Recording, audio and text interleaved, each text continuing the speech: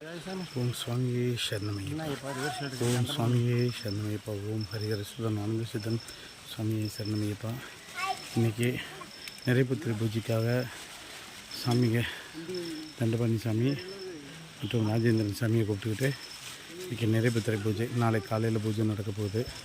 அதாவது 12ஆம் தேதி காலையில் நிறைப்புத்திரை பூஜைக்காக நாங்கள் சபரிமலை யாத்திரை வந்திருக்கோம்.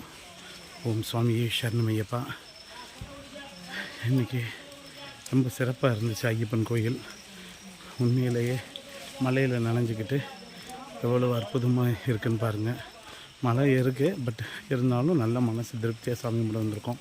ஓம் சுவாமியே சரணமையப்பா. சாமி மலையெல்லாம் இல்லாமல் சாமி சரணம். சாமியே சரணமையப்பா. பெரிய மலையெல்லாம் இல்லாமல் சாமியே சாமியே சரணமையப்பா.